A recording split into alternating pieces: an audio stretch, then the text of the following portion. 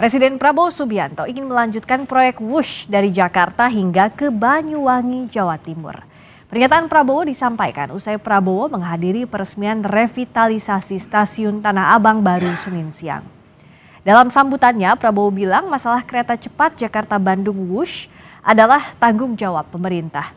Ia menekankan semua transportasi publik termasuk Wush jangan dihitung untung dan rugi saja, tapi ada manfaat bagi rakyat.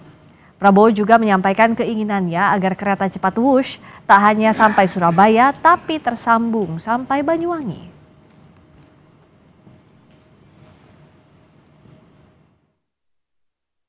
Kalau utang Wush ditanyakan nggak Pak? Utang Wush Insya Allah sampai Surabaya. Enggak, saya minta tidak hanya Surabaya, Banyuwangi. Ya, Banyuwangi. Pak, tadi ngobrol sama penumpang KRL ya Pak? Surabaya itu zaman dulu, sekarang saya Banyuwangi. Pak. Presiden Prabowo Subianto akan melanjutkan proyek Wush dari Jakarta hingga ke Banyuwangi, Jawa Timur. Kita bahas lebih dalam terkait hal ini bersama anggota Komisi 6 DPR, Fernando Ganinduto, dan Direktur Ekonomi Selyos, Nailul Huda. Selamat malam, Pak Fernando juga Mas Huda. Malam, Mbak Friska. Masih ngomongin Wush kita. Kalau Pak Prabowo bilang akan ambil tanggung jawab, Mas Huda bacanya seperti apa? Tanggung jawab seperti apa yang bisa diambil alih dalam kondisi seperti ini?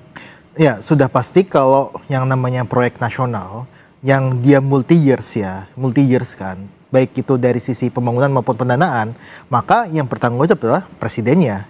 Itu sudah pasti. Tidak perlu Prabowo sampaikan saya akan bertanggung jawab, itu sudah pasti harus tanggung jawab. Karena kan sebagai pimpinan negara kan ya sudah sewajarnya dan sudah ya bisa dibilang ya memang harus tanggung jawab Pak Prabowo. Nextnya uangnya siapa yang dipakai buat utang Wush? Ini kan B2B skemanya. Nah makanya ini yang masih mengambang dari pernyataannya Pak Prabowo yang bilang akan tanggung jawab dan uang 1,2 T itu tidak masalah. Nah apakah ini dengan skema APBN atau dengan Danantara? Ini yang masih belum terjawab. Nah kalau kita sampaikan berkali-kali juga disampaikan bahwa seharusnya ini skemanya B2B, Danantara bisa menghandle ini, dan Danantara kan juga undernya Pak Presiden. Terus ya artinya ya tanggung jawab Presiden juga untuk bisa meminta Danantara untuk membayar itu, bukan dari dana APBN. Karena skemanya ini B2B. Is it possible? Mungkinkah dari Danantara? Sangat mungkin, kenapa nggak mungkin? Danantara itu kan memiliki dividen yang sangat besar. Dan Danantara bukan hanya memiliki dividen aja, mereka punya corporate action sebagai holdingnya dari KAI, PTPN dan seluruh konsorsium ini kan, mereka punya kapasitas untuk melakukan ini. Dan menurut saya Mbak Friska, ini KCC ini hal kecil untuk Danantara. Jadi menurut saya nggak usah khawatir. Hari ini statement saya di 2 minggu terakhir ini termasuk di Kompas TV juga, itu terjawab hari ini bahwa Pak Presiden jelas menyatakan bahwa rakyat Indonesia tak perlu khawatir karena setiap kali saya jadi narasumber juga saya menyatakan hal yang sama bahwa rakyat Indonesia tidak perlu khawatir karena ini akan selesai dalam waktu dekat. Gitu. Apakah mungkin dalam artian begini? Karena kan sekarang juga ada yang diinginkan Pak Prabowo tidak hanya sampai Surabaya juga sampai Banyuwangi. Kuat nggak secara fiskal kita? Harus pasti kuat. Karena dengan banyaknya proyek-proyek andalan Pak Prabowo masih bisa. Statement Pak Prabowo hari ini merupakan sebuah statement patriot yang sangat hebat sekali menurut saya. Dia sangat bertanggung jawab.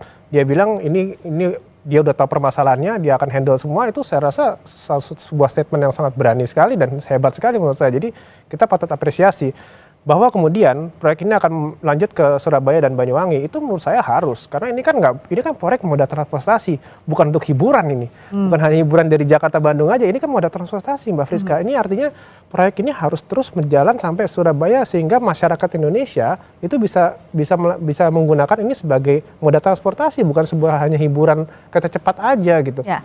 Untuk public service obligation ini kita setuju memang ada kemanfaatan untuk transportasi publik, tapi kan pada praktiknya tadi untuk membayar utangnya bagaimana? Kalaupun Danantara, apakah ia mau dari Danantara skemanya? Ada banyak tadi proyek yang saat ini sedang jadi prioritasnya Pak Prabowo. Ada banyak program yang jadi prioritasnya Pak Prabowo. Ya, yang pasti adalah sebenarnya ini kan jadi masalah ketika PT KAI itu ngobrol sama DPR. Gitu kan. Ngobrol sama DPR. Bom waktu itu yang disampaikan. Bom waktu dan sebagainya. Nah, terus kemudian ini disambut oleh publik bahwa ini hutangnya seperti apa nanti. Bagaimana PT KAI ini akan bisa menghandle, ya kan? Itu kan pertanyaan sebenarnya. Ya. Nah, makanya memang yang bisa dilakukan adalah salah satunya adalah untuk memecah KCIC sendiri, itu bukan di bawah PT KAI, tapi sebagai BUMN sendiri yang memang dia berkongsi dengan pihak China. Itu masih bisa dilakukan dengan menyelamatkan keuangan dari PT KAI. Nah, kemudian kalau kita lihat dengan mereka mau ingin membangun ke Banyuwangi dan sebagainya, kita harus ingat bahwa ini bukan public service obligation yang memang harus ada peran pemerintah cukup dalam. Yang namanya PSO itu adalah ketika layanan publik itu tidak bisa dijangkau oleh masyarakat secara luas. Nah, sedangkan ini kan penggunanya kan ya masih, kalau bisa kita bilang ya, dengan tataran substitusi produk yang ada, ini penggunanya masuk ke kelas menengah ke atas. Jadi masih ada banyak substitusi kendaraan transportasi umum selain ini. Misalkan kereta yang biasa itu juga mungkin masa bus disubsidi dengan katakan PSO gitu kan, tapi kereta yang ke Bandung yang reguler itu tidak. Terus kemudian bagaimana ketika kita bicara terkait dengan ya swastanya seperti apa? Karena di sini masih ada. Makanya salah satu yang saya cukup kaget adalah Pak Prabowo bilang ini adalah PSO. Padahal secara definisi di undang-undang dan sebagainya bukan sebagai PSO. Nah, ini yang kita perdebatkan sebenarnya bahwa ini bukan PSO. Ini ya murni ketika kita bicara terkait dengan pelayanan dari BUMN yang memang tugasnya bisa mengambil untung dari situ. Oke, jadi secara definisi pun sudah berbeda menurut Mas Huda ya, antara apa itu WUSH yang disebut PSO, padahal kata Mas Huda ya bukan PSO sebenarnya, Pak Fernando. Ya, jadi menurut saya gini, kita mesti berangkatnya dari apakah gunanya WUSH ini. Kan WUSH ini kan kereta cepat yang kita banggakan juga. Jadi seluruh warga Indonesia hari ini bangga sekali dengan kereta cepat. Saya di Instagram saya di mana-mana tuh selalu mereka bangga saya dan minta untuk saya untuk mempertahankan WUSH ini, bahkan melanjutkan sampai Surabaya. Itu kan sebuah manfaat. Buat manfaat yang diberikan oleh pemerintah dalam hal ini BUMN untuk masyarakat luas gitu. Jadi menurut saya ini suatu benefit bahwa kemudian tuh harganya mahal dan seterusnya, ya tuh tentunya kan kita ada kereta yang biasa, kita ada moda transportasi yang lain gitu yang pemerintah menyediakan variasi untuk transportasi ini dari berbagai harga gitu. Jadi menurut saya ini harus terus dilanjutkan. Jadi ini kan bermanfaat besar untuk masyarakat Indonesia dan tentunya Pak Prabowo kan selalu memberikan ini kan terbaik untuk masyarakat gitu. Jadi kita banyak yang juga terbantu dengan WUSH dengan waktu tempuhnya jauh lebih pendek, lebih efektif. Tapi pertanyaannya kan mampukah kita sudah sampai ke sana? Dan kalaupun ingin diperpanjang, apa skema yang sebaiknya agar tidak semakin membebani utang negara yang saat ini pun sudah direstrukturisasi dari 40 ke 60 tahun. So apa solusinya? Kita bahas saja dari Sapa Indonesia Malam.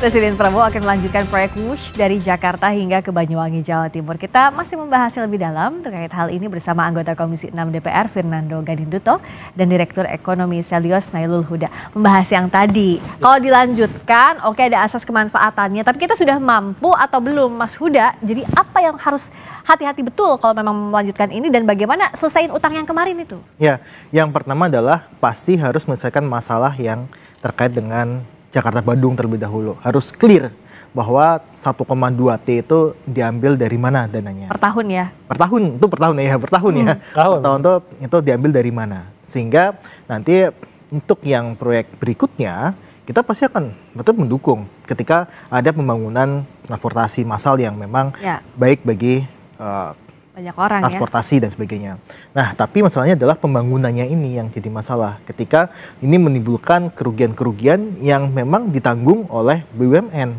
Nah, ketika kan harusnya kan kalau kita bicara proyek kan harusnya nggak sampai rugi lah gitu kan. Kita kalau bisa untung gitu bahkan kan. Bahkan kalau kita lihat sebenarnya ketika pun dikatakan ini masih merugi dan sebagainya, ini harus dihitung ulang, kalkulasi ulangnya tuh yang penting Mbak. Karena gini, karena perkiraan awal dari PT KCIC itu adalah 30.000 penumpang per hari. Sekarang itu cuma 16.000 maksimal. 16.000 gitu. Sepertiga itu pun maksimal. Maksimal gitu kan, bahkan ada yang lebih turun lagi dan sebagainya. Bahkan di Senin yang harusnya ya peak hour itu nggak tembus juga gitu. Nah artinya ini perlu kalkulasi ulang apakah memang pangsa pasarnya ada. Nah, kadang kalau kita lihat pembangunan infrastruktur di Indonesia, terutama di zamannya Pak Jokowi ya, itu tidak mempertimbangkan pasarnya. Kita lihat salah satunya apa coba? Yang paling ketara adalah Bandara Kertajati. Pangsa pasar seperti apa? Tiba-tiba ada bandara di situ, tidak memikirkan pangsa pasar, yang akhirnya sekarang sepi. Nah, ini sama seperti itu. Jadi memang kalau kita lihat ketika mau membangun sebuah proyek itu harus dilihat pangsa pasarnya seperti apa. Jangan sampai pangsa pasarnya nggak ada, rendah, tapi kita paksakan dengan biaya yang tinggi. Nah, makanya ini jadi ya tadi boncos-boncos terus yang pada akhirnya kita membayar hutang yang tinggi, dan lagi-lagi siapa yang membayar itu juga belum jelas. Rekalkulasi ini seperti apa sih kalau dari DPR mendorongnya agar siapa yang bayar utangnya pun juga ini masalah servis untuk publik, tapi juga harus dihitung dong, jangan sampai rugi terus tiap hari. Saya sepakat dengan Mas Huda bahwa ini harus dihitung ulang. Tapi Mas Huda mesti tahu juga di dalam bisnis itu agak jarang kalau bisnis langsung di tahun pertama, tahun kedua langsung untung signifikan, itu agak jarang. Apalagi kita bicara moda transportasi seperti ini. Mbak Friska bisa cek di seluruh dunia namanya bisnis moda transportasi ini nggak ada yang untung signifikan. Itu untungnya tipis-tipis saja gitu. Itu namanya moda transportasi. Itu yang pertama. Yang kedua masalah pendapatan, masalah sales. Mas Huda juga mesti tahu juga kita punya TOD yang bisa kita menghasilkan uang di luar tiket. Itu belum maksimal Mbak Friska hari ini. Karena kita bicara baru 2 tahun. Itu kan membangun TOD itu nggak hanya 2 tahun, itu panjang itu perjalanannya. Jadi dengan TOD yang kita bisa bangun dan kita menghasilkan uang di luar tiket itu bisa menghasilkan uang juga Mas Huda. Jadi kita perlu waktu untuk sampai sana. Lalu masalah yang tadi Mbak Friska juga sempat nanya, sanggup nggak kita bikin sampai Surabaya? Saya rasa gini Mbak Friska, hari ini orang yang paling paham uang keuangan Indonesia itu adalah Pak Prabowo Subianto, namanya Pak Presiden kita gitu. Jadi kalau hari ini dia udah menyatakan bahwa kita sanggup, kita punya uang banyak, apalagi yang kita mesti curigai, apa kita khawatirkan gitu. Itu pas Pak Prabowo udah ngomong seperti itu, ya beliau lebih tahu, paham keuangan negara kita. Jadi nggak usah khawatir masyarakat Indonesia. Jadi kalau beliau menyatakan sampai Banyuwangi, pasti sampai Banyuwangi saya pastikan. Gitu. Apakah oke gas aja langsung sampai Banyuwangi? Nggak usah khawatir, ada kekhawatiran di publik gitu kalau kita yang pertama adalah kita sudah banyak contoh lah sebenarnya pembangunan transportasi di Indonesia itu bisa kita bilang bisa kita bilang nampaknya tidak prudent. Contohnya LRT Palembang. Satu tuh dari Palembang, kereta bandara Jakarta itu sepi juga kan. Berapa tahun itu? Lama banget kan. Nah itu bentuk kerugian. Nah yang dari Palembang juga akhirnya siapa yang tanggung jawab dan sebagainya, itu lembar-lembaran juga. Itu baru satu. Nah yang lembahnya banyak. Sama aja seperti kereta api cepat ini gitu kan. Nah yang kedua adalah terkait dengan tadi ya, apakah sampai Banyuwangi dan sebagainya. Nah saya menarik tadi Pak Prabowo juga ditanyain sama wartawan bahwa Pak kalau kereta api di luar Jawa seperti apa? Jawabannya kurang tegas, bahwa dengan jokes mengambil topinya Pak Menhub ya kan, terus dia seolah-olah kuat nggak nih? Nah pada akhirnya kita menduga bahwa memang yang dikejar adalah ya kereta cepat ini. Tapi kalau sebagian bilang bahwa termasuk Pak Jonan ketika awal WUS itu sampaikan bahwa yang perlu kita bangun dulu adalah kereta api di luar Pulau Jawa.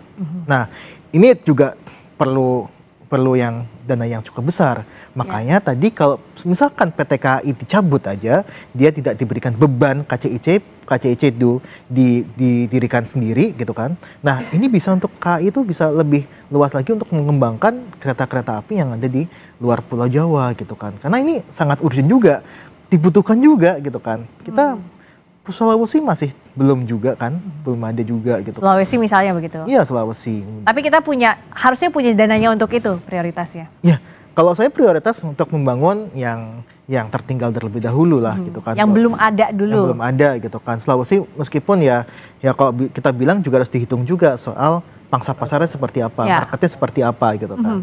Tapi kalau itu ya bisa dibilang ya kalau nggak tinggi-tinggi amat harganya mungkin bisa naik gitu kan. Nah inilah yang sebenarnya kebijakan publik itu kan terkait dengan prioritas. Prioritas mana yang akan didahulukan sama Pak Presiden itu yang jadi. Kenapa kita bicara prioritas ini Pak Fernando? Agar kita itu menyelesaikan masalah bukan dengan masalah yang baru lagi. Termasuk untuk yang Banyuwangi. Apa kalaupun iya, apa yang DPR harus dorong agar tidak ada masalah baru sementara utang kemarin juga masih harus dipikirkan? Tentu yang kami dorong, kami akan mengawasi secara intens mengenai ini gitu. Kan ini kan cost overrun yang kita hadapi di WUS ini kan sebuah pelajaran yang sangat berharga sekali untuk kita gitu. Jadi kita pastikan nanti pada saat kereta cepat ini diperpanjang sampai Jawa Tengah maupun Jawa Timur maupun sampai Banyuwangi, itu kita pastikan bahwa tidak ada cost of run seperti ini atau ada korupsi atau apa, saya nggak tahu yang menyebabkan harga ini menjadi besar gitu. Itu akan kita awasi gitu. Saya pastikan kami di Komisi 6 pasti akan mengawasi ini semua gitu. Saya pastikan bahwa BUMN ini harus bekerja dengan baik supaya bisa memberikan terbaik kepada masyarakat dari moda transportasi ini gitu. Terutama agar jangan yes sir di awal, lalu berikutnya masalah di kemudian hari. Apa sih Mas Huda, kalaupun ini mau dilanjutkan, yang harus dievaluasi di awal, ya nggak usah cepet-cepet, tapi matang dulu di awal gitu. Ya, yang paling awal adalah sebenarnya visibility study-nya. Itu harus prudent. Bahwa ketika ini dikatakan pangsa pasar sekian, ya harus sekian gitu kan. Dan kemudian kalau kita lihat sebenarnya untuk terkait dengan skema pembiayaan itu juga harus fair gitu kan, harus terbuka. Nah, kadang yang kita heran adalah selama ini masih sedikit dokumen-dokumen terkait dengan perjanjian antara KCIC ini ya, dan antara pemerintah kita dengan pemerintah China ataupun bisnisnya Cina dengan PT KAI konsorsium itu tidak terbuka. Sampai sekarang tuh nggak ada dokumen-dokumen yang memang ini harusnya ada pasal-pasal apa ketika terjadi force majeure dan sebagainya, ketika ada hutang bagaimana cara penyelesaiannya, tidak ada. Itu makanya memang yang harus kita dorong adalah transparansinya. Nah, kita titipkan juga ke Mas Nando sebenarnya bahwa transparansi ini harus dibuka ke publik gitu kan. Nah, ketika beliau nanti akan kunjungan ke lapangan dan sebagainya, itu kita harapkan memang ada dokumen-dokumen yang bisa kita pelajari, yang publik kita bisa baca sehingga semuanya clear, tidak ada yang tertutupi, dan kita ya mendorong bahwa ya ini harus diselesaikan secara B2B tetap. Kalau Ketua DPR menyambung yang tadi, Bu Puan sudah bilang bahwa akan segera dievaluasi untuk WUSH ini. Kapan dan bagaimana? Kami sebelum reses kemarin, kami kan baru paripurna hari ini, baru masuk hari ini ya. Jadi kita sebelum reses kemarin itu, Komisi 6 sudah menjadwalkan kunjungan kerja ke KCIC di hari Jumat besok. Jadi 4 besok ini ke sana ya? Iya, di tanggal 7 besok ini. Termasuk saya juga akan ke sana gitu. Jadi kami akan benar-benar ketemu kepada KCIC, KAI dan seluruh yang terkait dengan kereta bus ini. Kami akan menanyakan, Mas Huda, ntar dan jangan khawatir, saya akan tanyakan semua itu. Saya akan apalagi Pak Bobi kan baru ketemu Pak Presiden kemarin ini.